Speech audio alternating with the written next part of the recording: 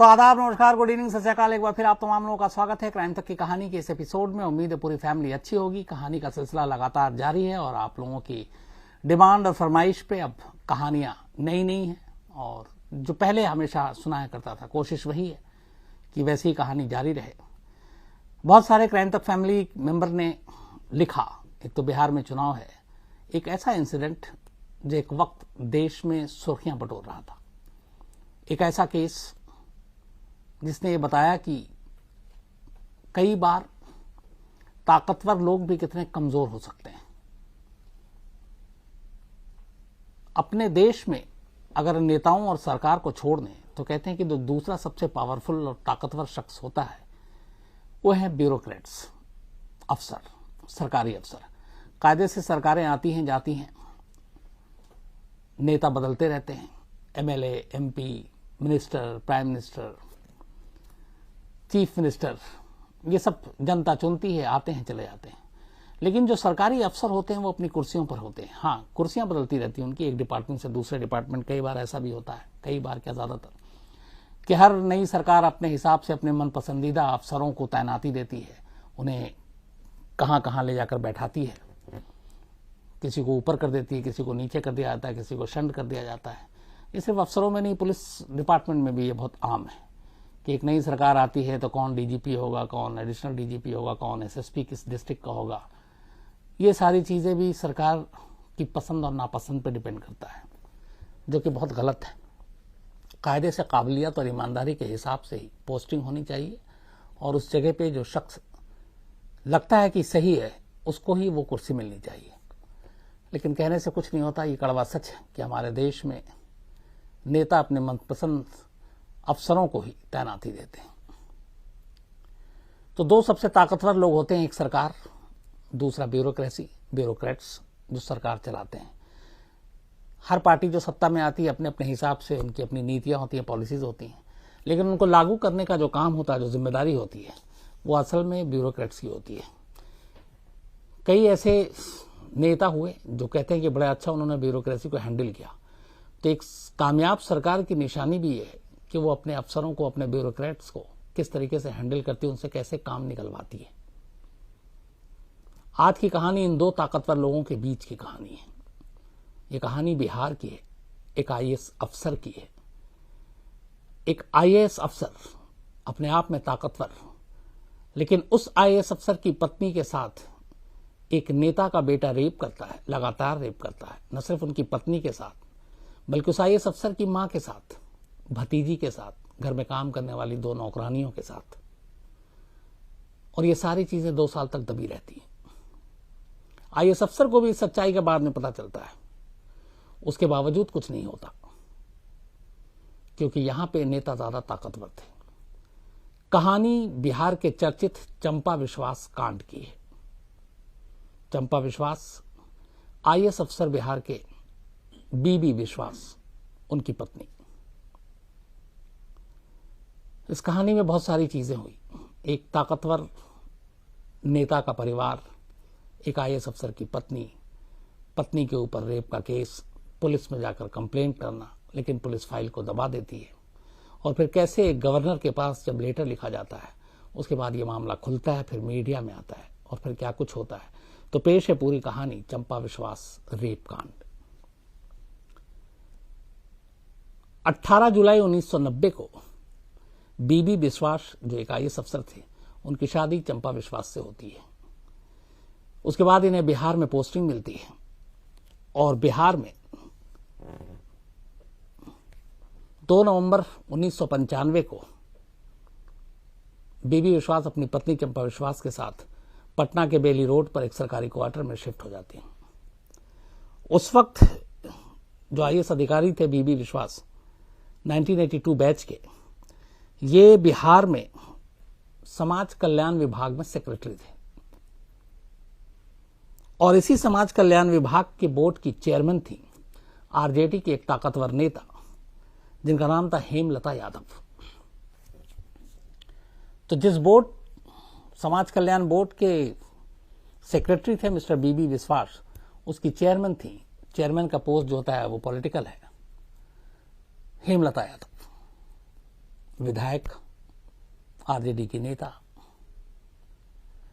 इनका सरकारी घर और बीबी विश्वास का सरकारी घर पटना के बेली रोड पे लगभग बिल्कुल पड़ोस में था, एक दूसरे से सटा हुआ।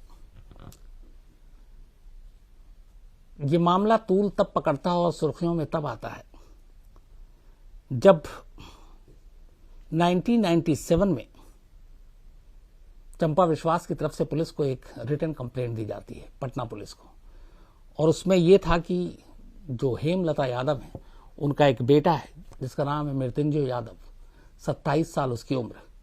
उन्होंने कहा कि वो लगातार 2 साल से उनके साथ रेप कर रहा है।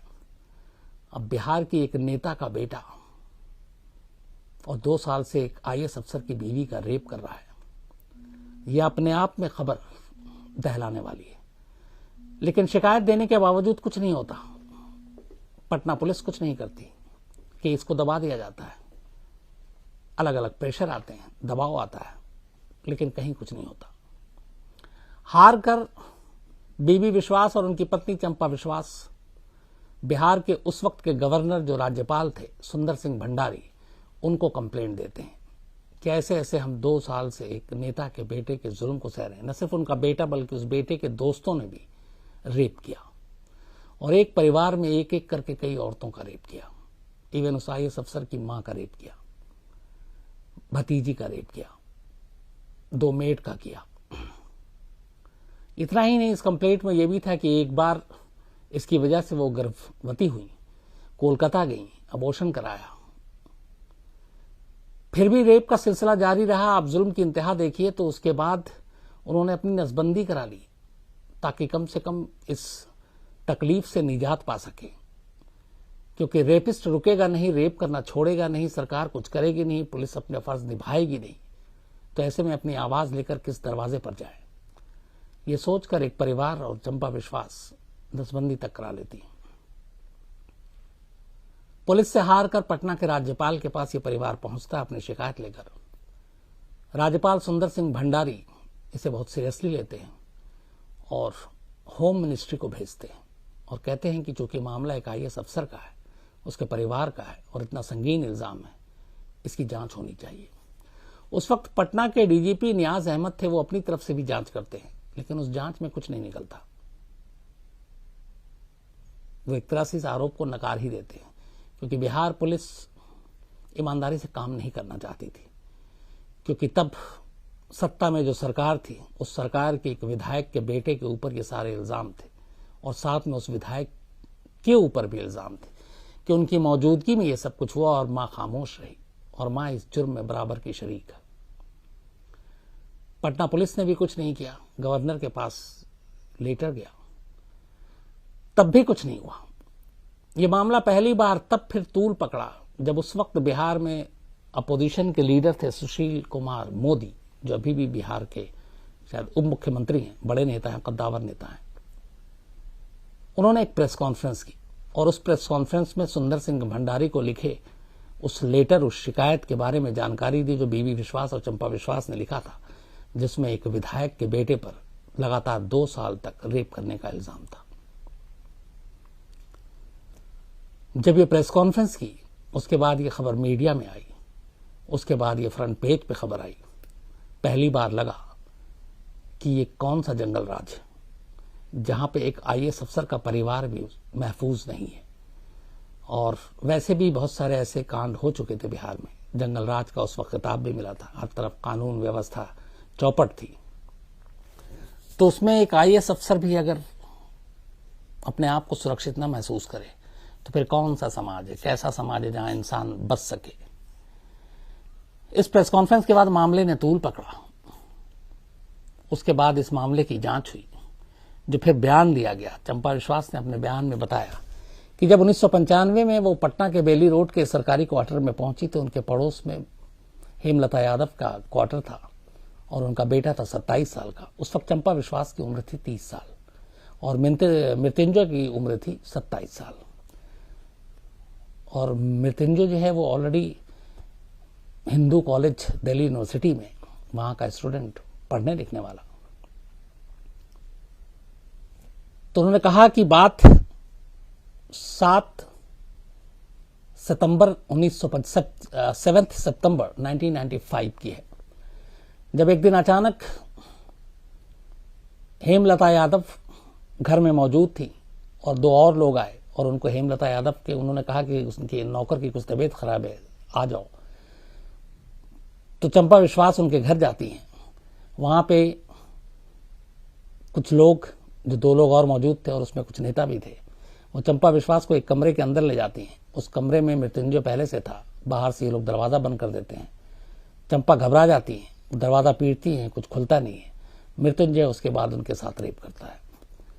कुछ वक्त के बाद जब वो कमरे से बाहर आती हैं, रो रही होती है, तब हेमलता यादव उन्हें धमकी देती हैं कि ये बात अपने पति या किसी और को मत कहना, वरना पूरे खानदान को मार दिया जाएगा और तुम्हारी नंगी तस्वीरें भी ले ली गई हैं, बदनाम कर दिया जाएगा। शर्म और इज्जत के मारे चंपा विश्वास खामोश रहती हैं, लेकिन यही खामोशी इस जुर्म को एक तरह से फिर आगे बढ़ाता है। इसके बाद जब तब मृत्युंजय घर में जब भी देखता चंपा अकेली है, वो पहुंच जाता और उसके बाद जबरदस्ती करता। कई बार वो अपने साथ कैमरे लेकर आता और तस्वीरें खींचता और उनके दम पर वो फिर ब्लैकमेल करता। एक बार हेमलता भी आई यादव, मृत्युंजय यादव के साथ, और उस दिन जो उनका बयान है उसमें यह कहा गया कि मृत्युंजय ने यह कहा कि वो चंपा विश्वास से शादी करना चाहता है, वो प्यार करता है। हेमलता यादव ने कहा कि हमारा बेटा स्मार्ट है, पढ़े लिखा है, मैं भी चेयरमैन हूं, कल को मंत्री बनूंगी, तुमको भी किसी बोर्ड वोर्ड का चेयरमैन बना देंगे, तुम शादी कर लो, और तुम्हारा पति अब बुजुर्ग है, बूढ़ा है, तुमसे उम्र में बड़ा है। और फिर धमकाया भी। चंपा विश्वास मानी नहीं, लेकिन इसके बाद यह सिलसिला जारी रहा। एक बार बेबी विश्वास की मां कोलकाता से पटना पहुंची। घर में बच्चे और बाकी बेबी विश्वास सब लेकर बाहर गए हुए थे। मृत्युंजय घर में घुसता है और उनकी मां के साथ बदतमीजी करता है। फिर उनकी एक भतीजी आई कल्याणी, उसके साथ भी रेप करता है। घर में 2 काम करने वाली मेड थी, उनके साथ भी रेप करता है। यह सिलसिला चलता रहता है। कुछ वक्त के बाद बेबी विश्वास को भी ये सारी चीजें पता चल जाती हैं। फिर वो अपने जानकारों को ये बताते हैं पुलिस महकमे में कि ऐसे ऐसे कार्रवाई करनी है। इधर धमकियां लगातार मिल रही थी। उन्हें सलाह दिया जाता है कि आप खामोश रहें, किन लोगों के आप मुंह लग रहे हैं, कुछ भी कर सकते हैं। उधर बेबी विश्वास की मां अपने बेटे और बहू से कह रही थी कि वहां रहना ठीक नहीं है, तुम नौकरी छोड़ दो, कोलकाता आ जाओ, यहीं शिफ्ट हो जाओ। लेकिन नौकरी भी थी, खामोश रहे और यह सिलसिला चलता रहा। 95 से लेकर 97 तक 2 साल लगातार चंपा विश्वास शिकार रही मृत्युंजय यादव के। इसके बाद जब गवर्नर के पास ये बात गई, फिर मामला खुला, प्रेस कॉन्फ्रेंस के बाद दर्ज हुआ, जांच हुई। इस जांच के बाद 1997 में जब प्रेशर पड़ा तो मृत्युंजय यादव को गिरफ्तार कर लिया गया। पुलिस ने गिरफ्तार कर लिया। लेकिन उसकी गिरफ्तारी के बाद हेमलता यादव गायब हो गई। हालांकि उस वक्त विधानसभा में भी ये मामला उठा और विधानसभा के जो स्पीकर थे उन्होंने विधानसभा में ये कहा कि मैं हेमलता यादव के परिवार को पर्सनली जानता हूं और मृत्युंजय जैसा लड़का ऐसा कोई काम नहीं कर सकता है। मतलब आप विधानसभा में नेता तक क्लीन चिट दे रहे थे एक रेपिस्ट को। ये मामला भी तूल पकड़ा। खैर, तमाम दबाव के बाद जब प्रेशर चारों तरफ से पड़ा, मामला खुल गया, मीडिया में आ गया, तो मजबूरन सरकार को हरी झंडी देनी पड़ी और मृत्युंजय को गिरफ्तार कर लिया गया। पर हेमलता भाग गई, क्योंकि अब उनके खिलाफ भी मुकदमा वही था, धाराएं वही थी। 2 महीने तक वो भागी रही, पुलिस ने ढूंढती रही और आखिरकार 2 महीने बाद हेमलता यादव ने भी सरेंडर कर दिया। करीब 5 साल तक जेल में रहा मृत्युंजय। 5 साल के बाद उसे जमानत मिल गई, बाहर आ गया। हेमलता यादव भी 3 साल से ज्यादा जेल में रही, फिर बेल पे बाहर आ गई। मुकदमा चलता रहा। 2002 में पटना की लोअर कोर्ट ने अपना फैसला सुनाया और इस फैसले में मृत्युंजय को चंपा विश्वास के रेप के लिए गुनहगार ठहराया और 10 साल कड़ी सजा का ऐलान किया मृत्युंजय के लिए। इस गुनाह में शामिल होने के लिए मृत्युंजय की मां हेमलता यादव को अदालत ने 3 साल की सजा सुनाई 2002 में। लेकिन उस वक्त तक हेमलता यादव 3 साल से ज्यादा की सजा ऑलरेडी जेल में काट चुकी थी, उसके बाद बेल पे बाहर आई थी। इसलिए फिर उन्हें आगे जेल जाने की जरूरत ही नहीं पड़ी, क्योंकि जब फैसला आया तब तक वो 3 साल की सजा काट चुकी थी और अदालत ने 3 साल की ही सजा सुनाई थी। 10 साल की सजा मृत्युंजय को मिला। इसके बाद इस फैसले को मृत्युंजय ने हाई कोर्ट में चैलेंज किया। 8 साल बीते। इन 8 सालों में मृत्युंजय फिर जमानत पे बाहर रहा। 2010 में पटना हाईकोर्ट ने अपना फैसला सुनाया और पटना हाईकोर्ट ने लोअर कोर्ट के फैसले को पलट दिया और मृत्युंजय कुमार को बरी कर दिया। निचली अदालत ने 10 साल की सजा सुनाई थी, ऊपरी अदालत ने सीधे सीधे बरी कर दिया। दलील क्या दी गई? दलील ये दी गई कि 2 साल तक लगातार रेप होता रहा। उसमें कई ऐसे लूपहोल्स हैं जो चंपा विश्वास के खिलाफ जा रहे हैं कि 2 साल तक वो खामोश रही। उनके पति एक IAS अफसर थे, इतने ताकतवर थे। क्यों जमाने के सामने ये बातें नहीं रखी गई? क्यों उन्होंने गर्भपात कराया? क्यों उन्होंने नसबंदी कराई? उनके परिवार की बाकी एक एक कर महिलाओं के ऊपर ये जुल्म ढाते रहे, तब भी वो खामोश क्यों रही? और जो डिफेंस के वकील हैं उन्होंने तर्क ये दिया कि दरअसल चंपा विश्वास और मृत्युंजय के बीच एक प्रेम संबंध था और यही वजह है कि ये 2 साल तक चला। लेकिन उसके बाद चंपा विश्वास मृत्युंजय से शादी के लिए अड़ गई और इसीलिए जब मृत्युंजय ने मना किया तो उन्होंने ये इल्जाम लगाकर इस परिवार को बदनाम करने की कोशिश की। गवाह और सबूत जिस तरीके से एक इन्वेस्टिगेटिव एजेंसी को देनी चाहिए थी वो दे नहीं पाए। जो सरकारी वकील थे जिसको जिस तरीके से केस को कोर्ट में रखना चाहिए वो रख नहीं पाए। नतीजा ये हुआ कि एक IAS अफसर का परिवार जो एक नेता के बेटे के हाथों 2 साल तक लुटता नुचता रहा, उसे देश के कानून ने बरी कर दिया। इस केस के दौरान कंप्लेंट के बाद बहुत सारी धमकियां मिल रही थी, तो बेबी विश्वास और चंपा विश्वास पटना छोड़कर दिल्ली आ गए, दिल्ली में रहने लगे।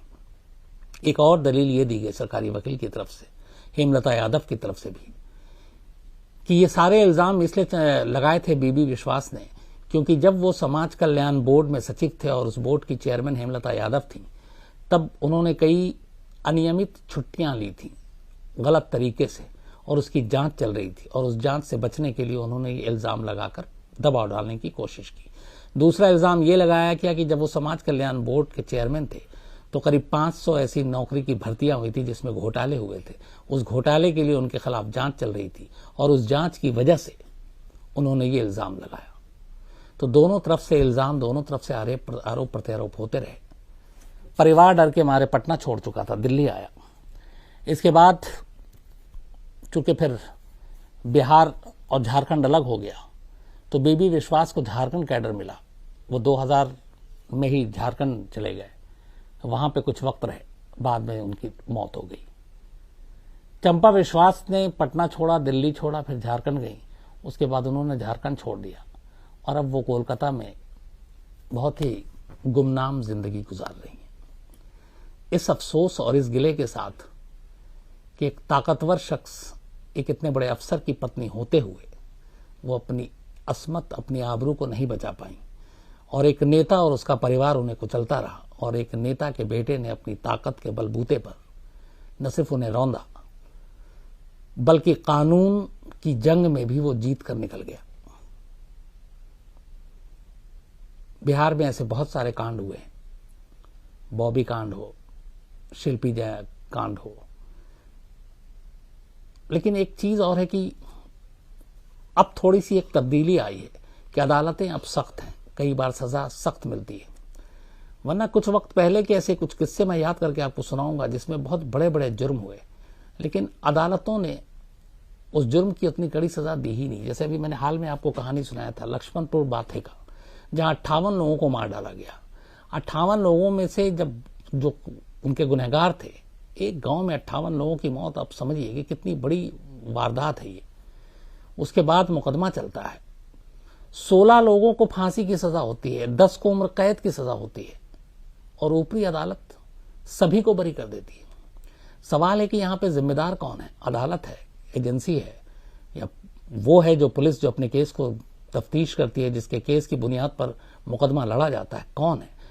ये सोच से परे की चीज है कि एक पूरे गांव में 58 लोगों का कत्लेआम, 16 को एक अदालत फांसी दे रही है और वहीं ऊपर जाते ही दूसरी अदालत उन 16 के 16 लोगों को सीधे बरी करके आजाद कर रही है। तो ऐसे बहुत सारे केस हैं जिसमें संगीन जुर्म के लिए भी कड़ी सजा नहीं मिल पाई। तो क्या पुलिस की लापरवाही इसके लिए जिम्मेदार है? पुलिस अपनी तफ्तीश, अपनी इन्वेस्टिगेशन ईमानदारी और सही से नहीं करती, इसलिए केस मजबूत तरीके से कोर्ट में नहीं रखा जाता है? या फिर अदालतों में जो पूरा जुडिशियल सिस्टम है उसमें बदलाव की जरूरत है? चंपा विश्वास कांड और कहानी भी कहीं ना कहीं यही सवाल खड़े करती है कि एक अदालत 10 साल की सजा सुनाती है, ऊपरी अदालत सीधे सीधे बरी कर देती है, और एक महिला जो तमाम जुल्म ढहती है, जिसका परिवार उजड़ गया, जिसकी आबरू चली गई, उसे आखिर में कुछ नहीं मिलता और वो अब एक गुमनामी की जिंदगी जी रही है। ऐसे बहुत सारे इंसिडेंट हैं जो वाकई झकझोरते हैं, सोचने पर मजबूर करते हैं, सवाल खड़े करते हैं हमारी अपनी पूरी समाज और सिस्टम पर, लेकिन हल और नतीजा कुछ नहीं निकलता। तो आज की कहानी में इतना ही।